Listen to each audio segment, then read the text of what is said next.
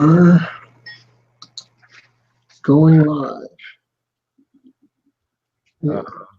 What about Galaxy Map?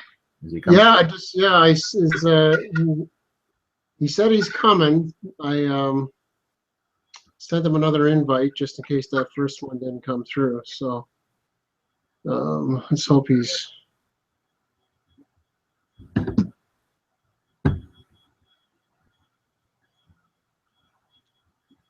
Let's see. Don't see him yet.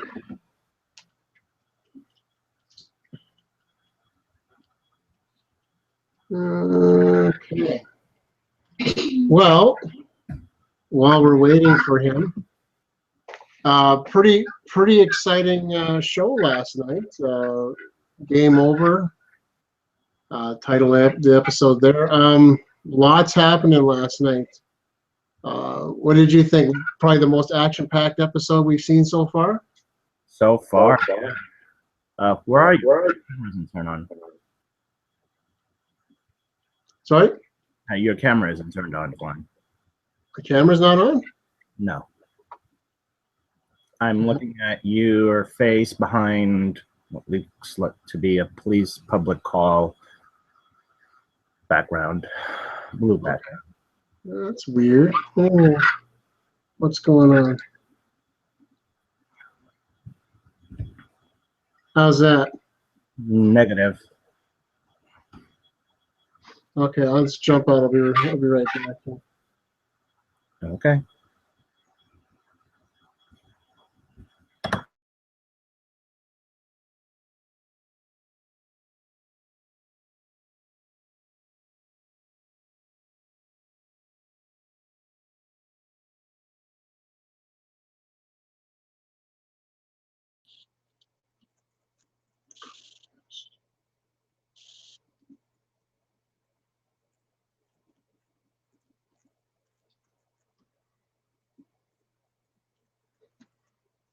What the hell?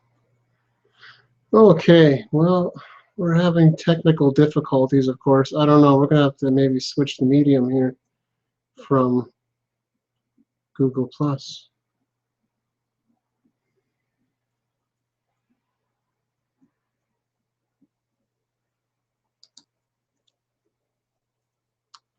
No viewers, no nothing. What is going on here?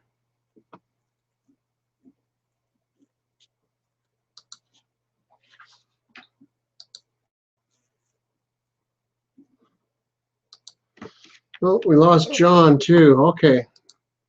Let's see if we can get this rolling again, folks. Sorry about the delay.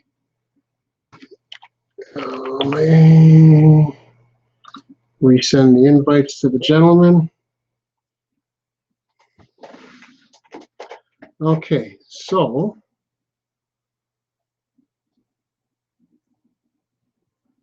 I know we got dead air here. So anyhow, let's while we wait for the guys to join back in. Oh, there's John. Now I can see you.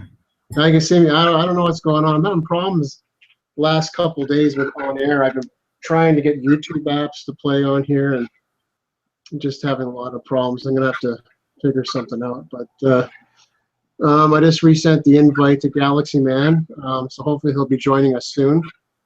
So yeah, last night, big episode. We'll touch on Hiro towards the end of our talk, but lots going on, lots of action.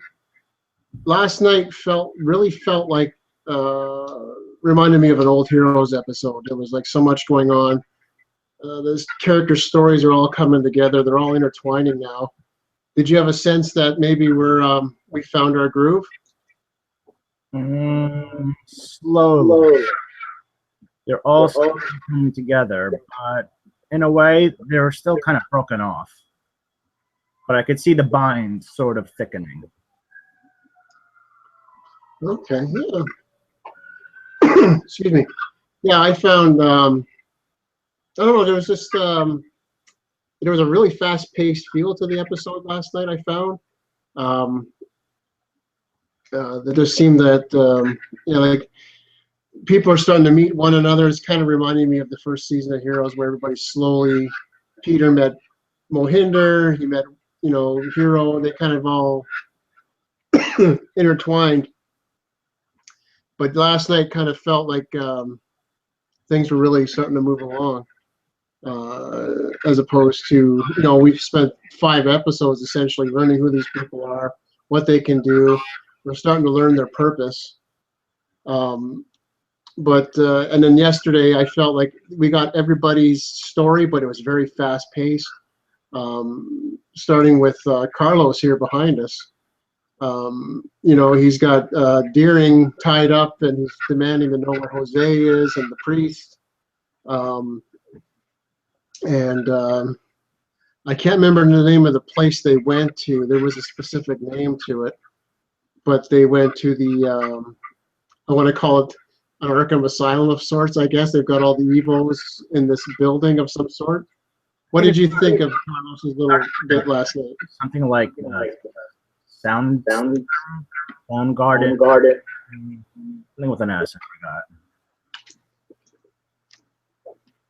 So that specific episode scene where we see Carlos and I'm gonna say former cop. I don't know his name. I don't know if you know it. It felt like a forcing of pairings, and they don't like each other and they don't trust each other. But they're put into a situation where it's mutually beneficial. Carlos needs the priest and his nephew, and the ex-cop needs his money. So I'm not exactly too sure how this is going to play out, considering the fact that the cop is now free. He's free to do his powers. He tricked Carlos into drinking whatever that small little bottle of red stuff was. He pass out, and you see him fading away, and he's like, oh, I forgot to mention that part. And I'm like, I don't know whether he just screwed Carlos or he's going along with it. Your guess is as good as mine there, Glenn. Yeah, that's well, that's like we got the photos here going in the background. Like, let's see if I can find that one. Yeah, this little vial of miracle blood or whatever it is. Well, apparently it's supposed to be some Evo blood, so when they go through the passing, he'll pass as an Evo so they can get into this building.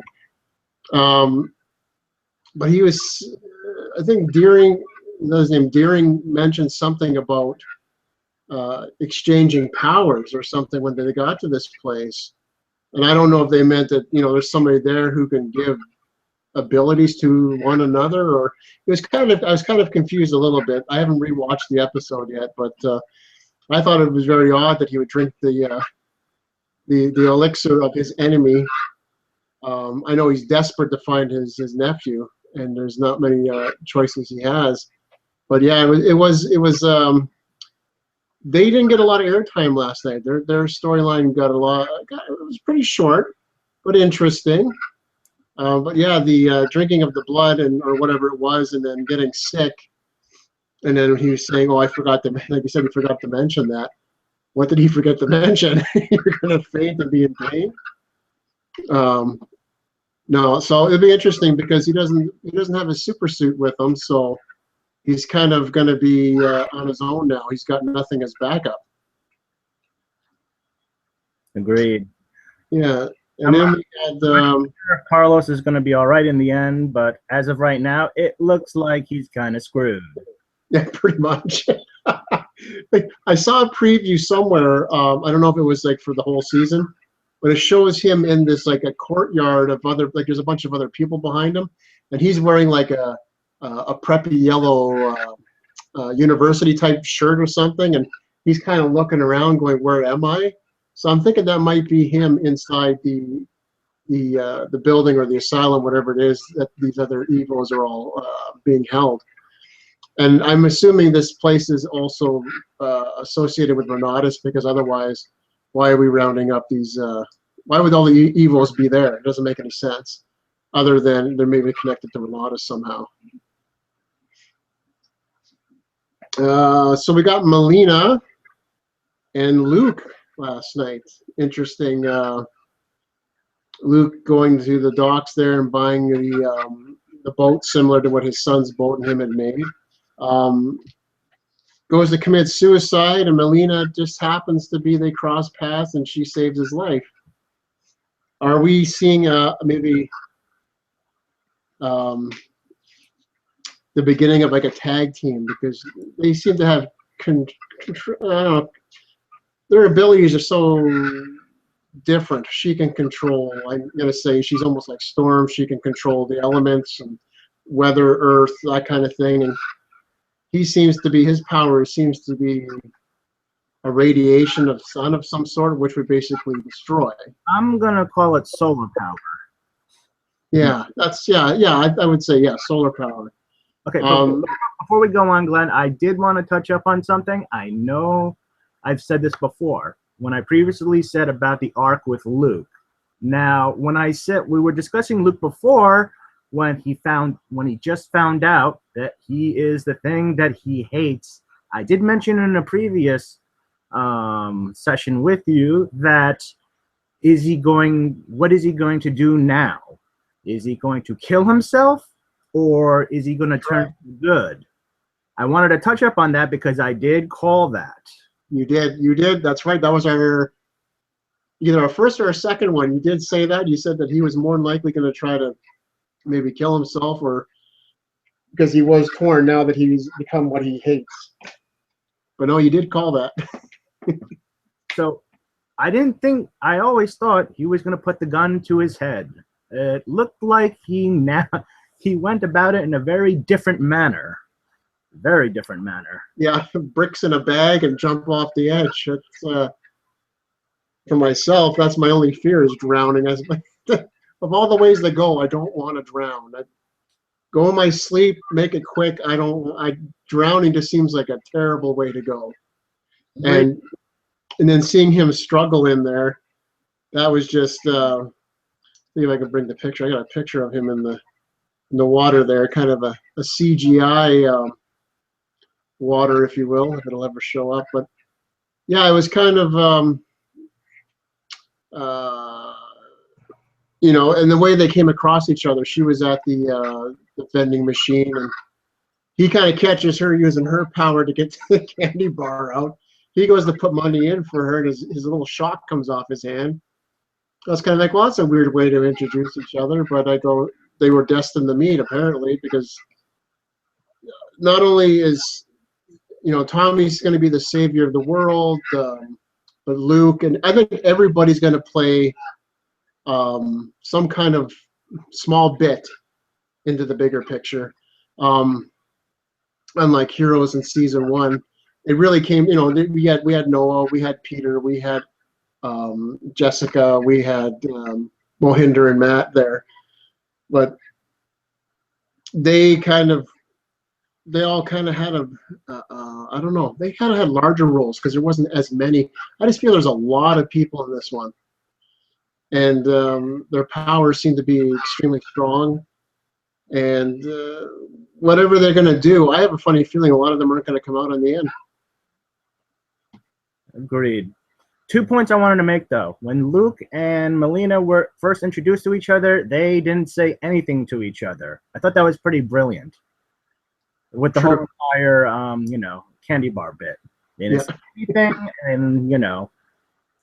and he got her the candy bar. 2, when I did say that either A, he's going to commit suicide, or B, he's going to do a 180-degree turn for atonement. It looked like both happened. Yeah, no, you're absolutely right. And when you called that, I thought you were onto something there. And he's completely done exactly what you thought. And I'm kind of interested to see what will happen with him now, because he's killed people. Now he wants to help Melina find Tommy. How awkward is that going to be? Because he actually tried to kill Tommy. That's going to be an awkward reunion. The way that I see it, if Melina does catch up with Tommy, and who, by the way, his love interest, I forgot her name, I'm sorry to say. If she's going to find him, and I'm just thinking to myself, oh, great. I know how these things turn out. It's going to be some weird love triangle, and, You know, it's going to turn kind of messy with emotion. Yeah, because I think I see that a mile away. Yeah. Well, with yeah, especially with because Melina, I don't know how old she is. She doesn't seem to be very old. Luke seems like he's a little older. Yeah, I don't know. I don't know where they're going to go with that because we still got Joanne to deal with in the background with Luke yet. So we'll see what happens there. Um, now I'm just they got this picture of Tommy here in the background. The I wonder who. I'm wondering if Casper would be the one that probably got that picture to Farah, who then passes it on to Melina. But I'm wondering what kind of group does this Casper guy belong to? Do you think he's like a rival type Primatech or? My guess. What if What if he worked for Petrelli? Okay. Yeah. Okay. Because when I saw the previews of the next episode, Yeah.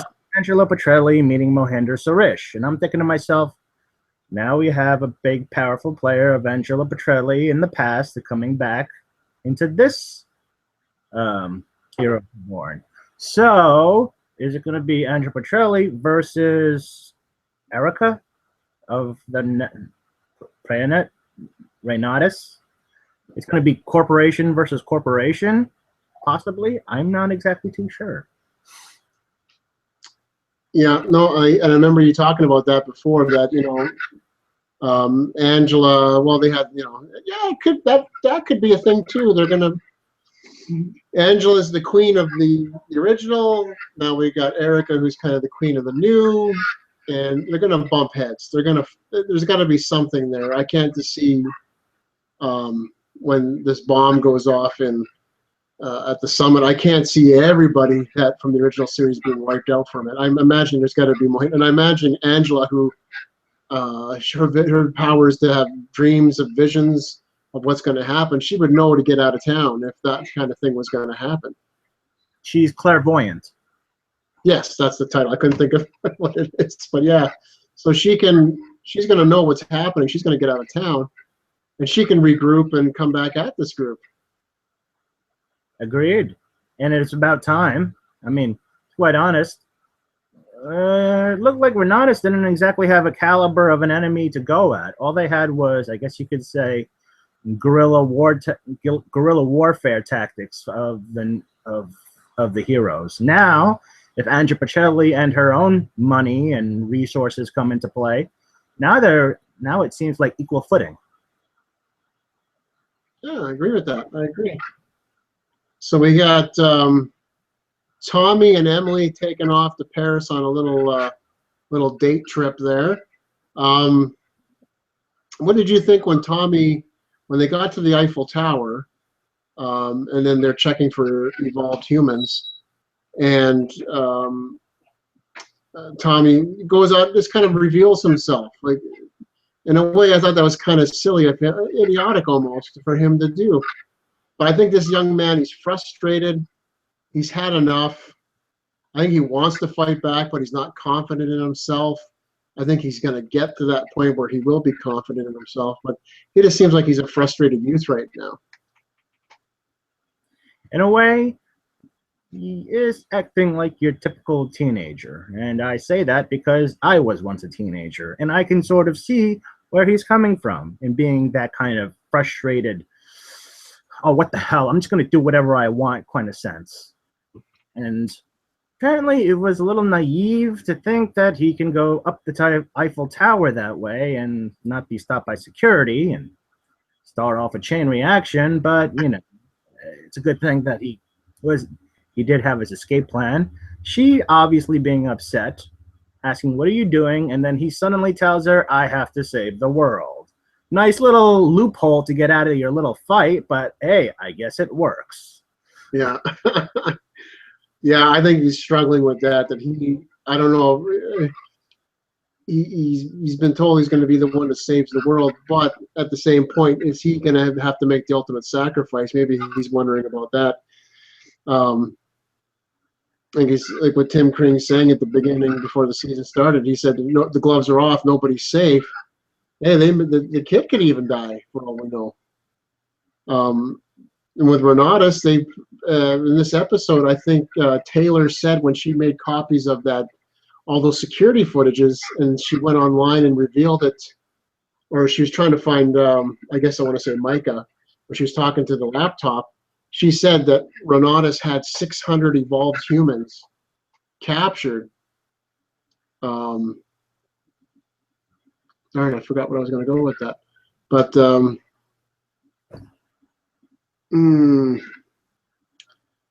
yeah, I lost my train of thought there. I was going to make a point, and I forgot. But love rehearse sessions. yeah, no, the anyway, going back to Emily and Tommy, they go to that little comic stand there, and they found the issue of Ninth Wonders. Now, do we think that issue, like they briefly show it, and it looks like there's a guy and a girl standing on the cover? Is it possibly those two, you think? It's possible.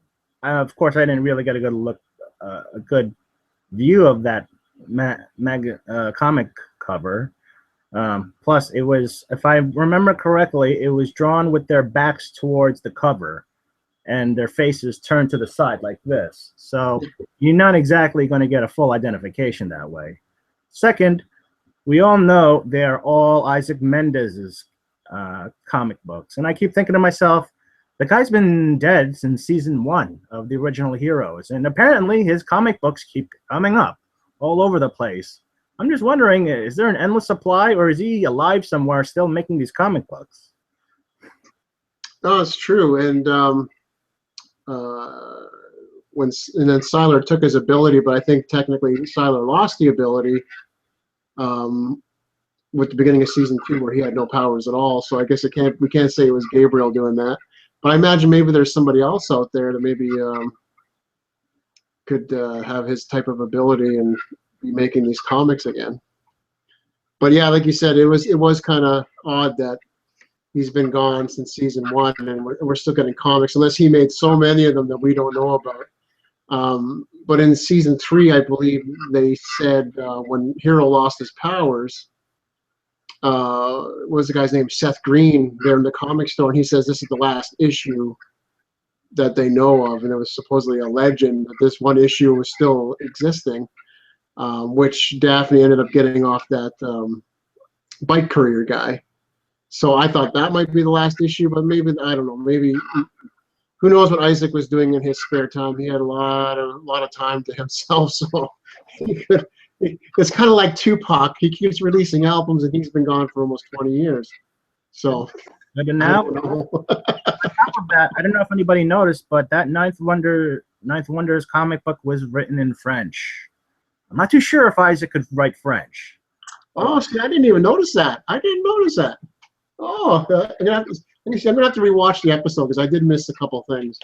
I think I could be wrong, but I do remember that it was in French. And I'm thinking to myself, how the hell is this kid going to understand it unless his new girlfriend actually interprets it for him?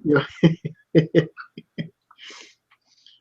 So now we come to the Miko, Ren, Noah, Quentin, Taylor, everybody else storyline. And to be honest, I don't know what your feelings were, but I really liked the Miko story last night. I did. I just feel very sorry that it had to end this way. I mean, granted, she accomplished what she wanted to do in her mission. It's just that it feels so fatalistic. Kind of like Neo in the very end of the trilogy of The Matrix. Like, he knew he had to die in order for the others to survive, or his purpose. And there was collateral damage, because now you have Ren sort of like, he's saying, I love you, and she says, I know. Like, The Han Solo moment of the episode. Yeah, exactly. I'm just like, I feel sorry for Ren. He is so heartbroken and alone and unfulfilled. And you have Noah saying, okay, you know how to get out of here, right? I think you better go now. Like, that was his exit. That was his whole I'm just like, oh my God, they treated him like he was such like an asterisk, like a really horrible asterisk to all this. And I feel sorry for the actor. I feel sorry for the character. For both. Yeah, I agree. I felt bad for the guy. I'm like it got the little thing here where he says "I love you," and then like you said, the Han Solo moment from like Empire, where Leia, "I love you," and I know. I just loved it. Maybe that's what it was a play on. I don't know, but I felt really bad because he's like a lovesick puppy. You know, he just adores her, and being he's a gamer and he's got this virtual reality game character in his life, and he's been helping her out from day one. And then the way Noah just said, basically find your way out. And oh, geez, that can't be how his story ends. He's got to come back and help somehow. But essentially, they've written Katana Girl has done her achieved her mission. And I think some people were like, well, she ends up saving the master of time and space, but everybody thought she was going to save her dad. Well, the dad to me, he was the guide in the game. He was basically helping her get to where she had to go. I don't think it was anything to do about saving her father as much as it was he was just going to guide her to where she had to go. That's what I got from it. I don't know what your thoughts are on that. Well, for one thing, I also have to mention poor Ren, no kiss. Not even a kiss goodbye. That's at least Tommy got his kiss last night. Yeah. What the hell? There's something wrong with that picture. Anyway, it kind of feels like to the sort of drawback of the Asian guy doesn't really get the girl. He gets the kiss, but he doesn't get to keep the girl. Suddenly, now we have Tommy getting the girl after such a long prolonging and able to kiss her. And I'm like, what? I don't know. It just feels like a double standard to me. The Asian guy can get the girl, but the white kid can get the girl. I don't know. Anyway, going on about that, now that we have Hiro back into the fold, I'm not exactly too sure how the space-time continuum, what that guy was explaining, there's neither time nor space in the computer world. I seriously doubt it, but I thought it was a stupid plot hole, but I went along with it anyway. Now that we have Hiro back, he has incredibly long hair and is in desperate need of a haircut. And he didn't look so good. And Noah's like, I need your help. And Mozzie's like, I know what you want. I'm not too sure if I want to, but okay, fine. We're going to go back to June 13th. Yeah, no, that was like when he came out, I was just like, and they played that little. I want to say it's not his theme song, but they played that little bit of music that in the back as he was appearing out of the game or coming back into reality, and they played that little bit of music. I just got excited. I was like, oh man, this is awesome! I've been waiting for this one, and him pulling that thing out of the back of his skull, and like you said, he looks beat up and tired. Obviously, they've been just draining his ability to use to get that machine to go work and send stuff to. And that was something we found out too. They're using that machine to send stuff to the future using Hiro's ability. So that was kind of interesting too. I thought, we're sending all these packages to the future because they're going to go, I guess, years ahead, so that after the Earth has been completely decimated, they're going to send everything to the future so they can rebuild, I guess. But yeah, Hiro. Let me just skip. I got some photos here of that. Yeah, the first one was, and then when the noise that they made when the bullets, when Harris shot the bullet at Noah, and then the noise that it makes when Hero's stopping time, it was just like goosebumps. I'm like, this finally, we're gonna have this. He's coming back. He's gonna kick some ass. Obviously, next episode we're gonna get to see him in action. But when I was watching that, I said, "Oh yeah, John's got to be happy." Very happy. Love the introduction with the bullet. I was like, that is 100% Hiro. There is absolutely no doubt about that. Way to go. Way to go, Kring. That was very clever, and I give you like a big giant star for that. But going on, that wasn't the introduction that we saw in a couple of previous episodes, previews. I remember Noah was knocking on a red door with a number on it, and Hiro appearing and saying, "It's good to see you, friend." And he's the one putting his hand on Noah's shoulder instead of Noah putting his hand on Hiro's shoulder. I'm like, wait, there's two introductions? I don't understand. And I'm thinking to myself, they go back in time and maybe Noah sees the past Hiro instead of the present Hiro, if I'm going to be using these terms correctly. Because you have to remember, when you're playing with time, especially considering the fact that we just had Back to the Future Part 2 day just yesterday, you have to be relevant in who you are in the standing time. Yeah. No, I agree. Yeah, now that you mentioned that about the red door knocking, I do remember that, and that's where I mentioned, I think in the first episode, I go, geez, the previews we've seen of Hiro, he looks very. That's why I figured he looked really old and he got the gray hair streaks or something going in his hair, and I wonder if that's going to be maybe after June 13th episode. I know he's only in the 3 episodes, but maybe they'll give him a little.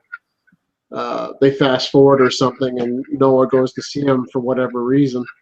That's right. They can't give him 2 introductions. That's kind of odd. So if he's only going to be in 3 episodes, and this counting as one of them, he had less than 5 minutes airtime. That was. I think that was smart the way they did it. They just kind of put him near the end of the show, because that way you're going to watch from beginning to the end. And I hope with the return of him, that the numbers for the show itself will boost up. I know I saw the numbers today.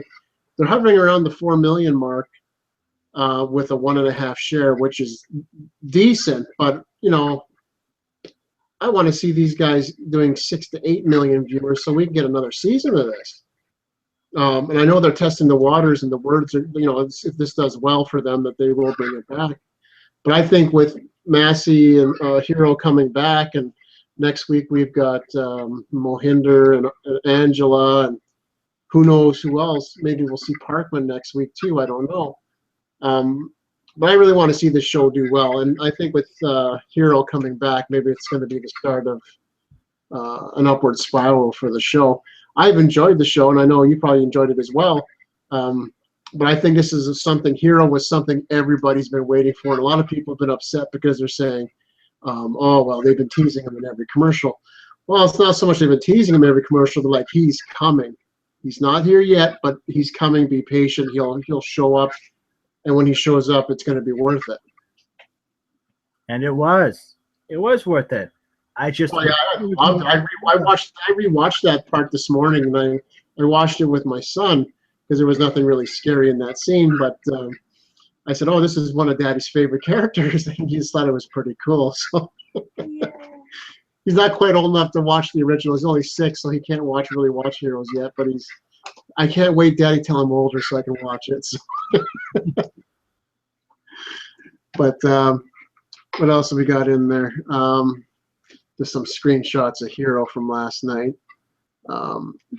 Now there was and then one of my favorite parts that also gave me tingles is this scene here, where just before they teleported, that noise that it makes when Hiro disappears. Oh yeah. That was just like, yes, we're back. I love it. The sound. He hasn't lost the beat. And it felt like home again, is what it felt like last night. And you have Harris basically calling Erica and be like, "We have a problem." And she's like, "I already have my own problem. What do you mean we have another problem?" Noah has Hiro Muramuka, and she throws the tablet. Yeah, she was not happy. Speaking of that, Erica, her daughter, looks like she's pregnant. Yeah, I saw that. I caught that too with the pregnancy test right on the counter. Yeah. She flushing the toilet. I was like, great. Erica's going to love this news. You're going to be a grandmother. By the way, the father is imprisoned by you. Yeah, your grandchild is going to be an Evo. Enjoy. Family reunions are going to be interesting. Yeah, awkward. No, I thought of that too. When she was, yeah, but I thought that we're going to probably see two coming up.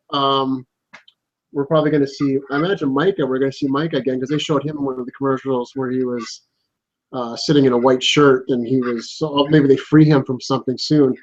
But I'm imagining we're going to see him as well. It's kind of nice how they're kind of staggering the old in with the new. Excuse me. So we have the Shadow Girl, and we finally find the identity of her.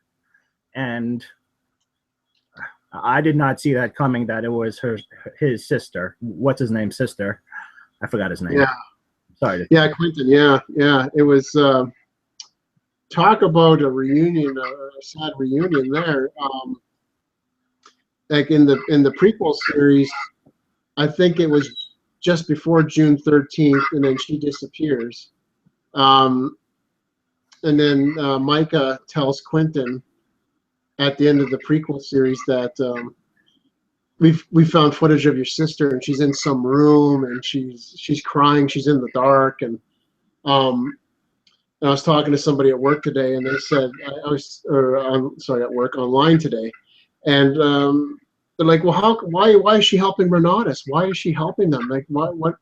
I said they've essentially put her in a jail cell, probably by the looks of it, brainwashed her, gave her no other option, maybe threatened her family, who knows? But she doesn't seem like she who she was in the prequel. She's not the happy, clean college girl, as you said. She's kind of gone goth looking, and yeah, she just looks like a force to be reckoned with. And what we saw happen last night, Quentin, I think he wanted, where she got him on the ground there and then hit him with the shadow. And what happened afterwards, I was really surprised that she essentially killed her own brother. So but I don't know what this time traveling going back to June 13th, that may just wipe everything that's just happened out. So half of it, I thought when she was talking with her limited dialogue, it sounded like half Stockholm syndrome, half she knowing what the future is, and she definitely went along with what Erica wanted to be done. Is she a willing participant? I don't know. It's kind of on the fence. You could flip a coin and say, could argue it either way. But in the end, she did kill her own brother. And in a way, Quentin's death, while tragic, it was not a cheap death. He had a famous line where he said, at least I got to see my sister, and then he passed away. I thought it was a real fitting death. Better death than the Haitian, I'm trying to say. I think we're all going to compare every death in the series to the Haitian's death. Yeah. That was, oh man, I still. Tim, if you are watching, I seriously doubt you are, but that really was, you dropped the ball on that one. I'm sorry. Well, I did send I did tweet to the entire cast that we were doing this tonight, so maybe he's watching. Who knows?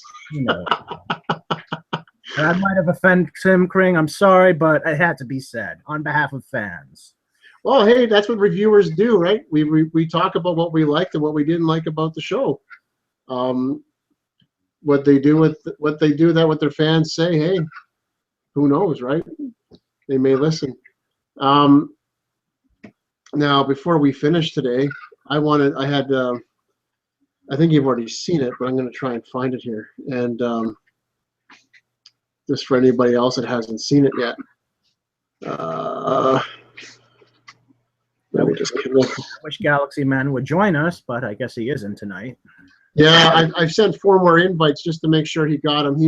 I'm guessing maybe he was busy or something's happened or something's come up because I think he was pretty gung ho about joining the show today. Okay. But it's okay. We got next week. We can try to get some more people. Oh, here we go. No. This Thursday, to save the future, they'll have to change the past. This time they see the chili, I will stop the violence. And get ready Hello, Kendra. for the biggest revelation of the season. Claire? Heroes Reborn, all new Thursday on NBC. And get the end. Now, what did you think when you heard that last night? Okay, so I remember that line where Hiro was like, "Please don't make me step on butterflies," which is a nod to the butterfly effect, the movie, and the theory. Unfortunately, that's the exact promise that Noah's going to have to break. If he travels back in time, which they will, to change the past in order to affect the future, I'm not exactly too sure how that's going to lay out, and I'm hoping for the best, to be quite honest with you. Now, we do see a couple of things that are quite interesting. We see in the end Noah unveiling what appears to be his daughter on a table. We don't know if that's Claire. That could just be another random blonde that we don't know about, for all we know. True. Second, for all you know, that could be Jessica Strauss or Tracy Strauss or whatever. She was blonde too. True. Very true. Yeah, and I was thinking at first, I go, maybe, hey, they've gone back and now, but I guess Melina would be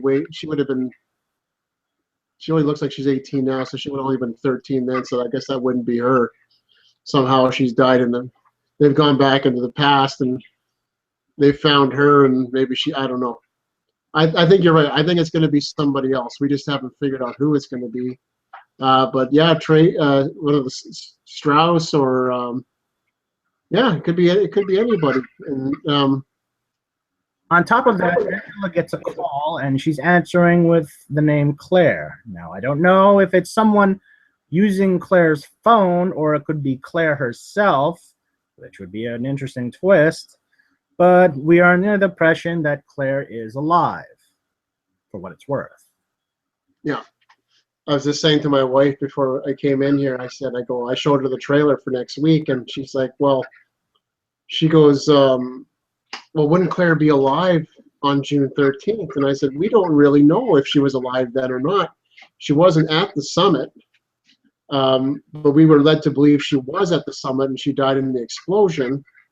But I remember in episode 1 or 2, with the premiere, Quentin finds that sheet of paper and says, look, your daughter wasn't at the event. She wasn't there.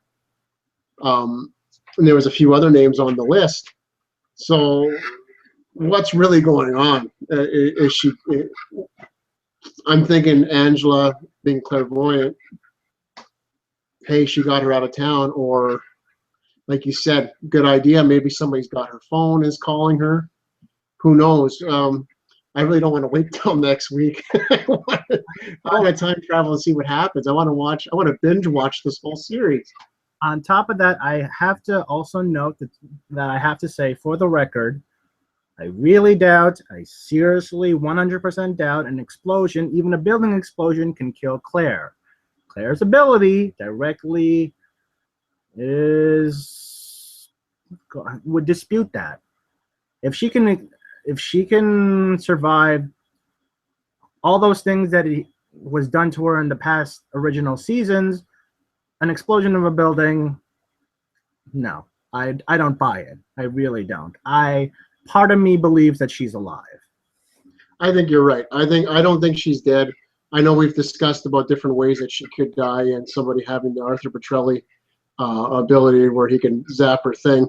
And I discussed with somebody that they said, well, look what happened to Adam Monroe. I said, yeah, well, Adam Monroe was 400 years old So when he had his power that was keeping him alive taken from him, he turned into a 400-year-old piece of dust is what he turned into. Claire only being 20, 30, 25 years old, if you stole her regenerative power from her, she wouldn't die necessarily. She, might get sick or whatever, but she wouldn't die because she's only 25. She's not 400 years old. She would live, and then they could find a different way to give her her power back. But I don't know if you've ever seen the movie The Extraordinary Gentleman, but they played something like this before in a villain character where his powers were taken and he like literally became dust too. But before that, he became a corpse and then it turned into dust.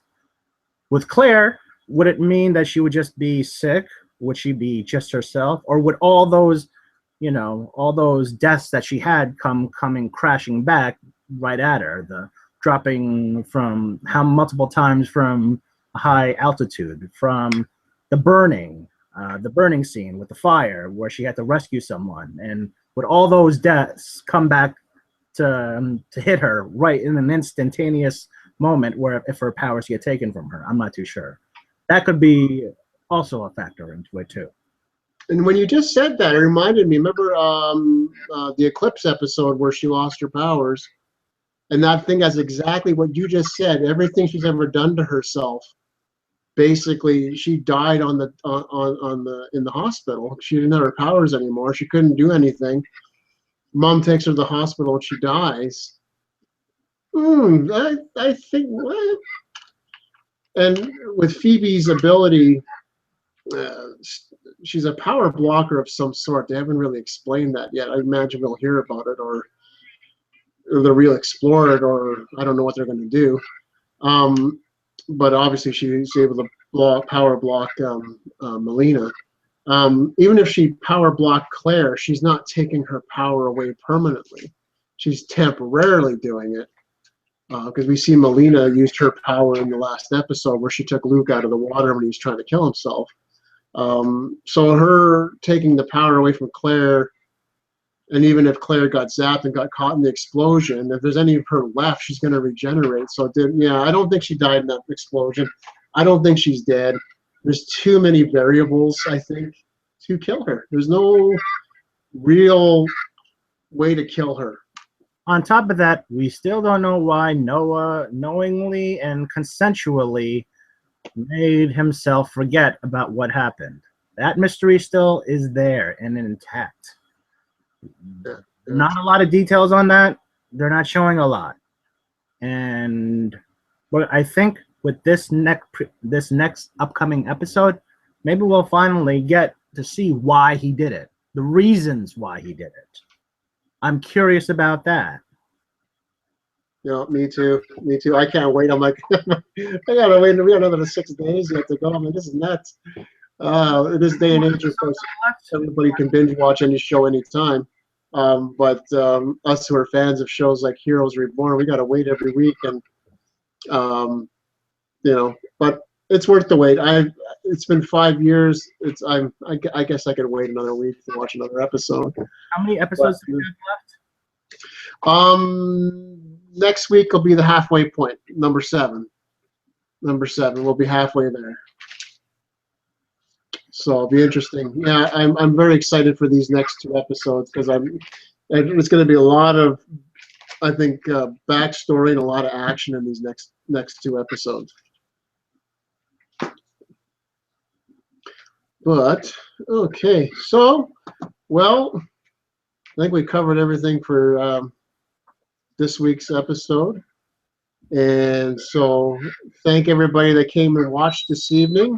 Thanks again, John, for hosting with me. Hopefully next week we can get a couple people get on the show with us. I have a friend who said he might be able to come on next Friday with us. He was a big fan of the original series, so he said he's going to try and catch up on all the current episodes. He's almost caught up, and he said he might come on and talk with us. Yeah, anybody that wants to join us, please just message John or myself, and we'll gladly get you an invite on the day of the talk. We'd love to hear other people's points of view. The more the merrier. We'd also like to find out, do you agree with us? Do you disagree with us? Do you have your own points of view? Do you have your own reasons, comments, questions? All of that. We would love to hear them. Absolutely. Well, for John and myself, we thank you for watching, and we'll be back at it Friday, October 30th again. We'll be discussing episode 7, June 13th, part 1. The Halloween episode. Yeah.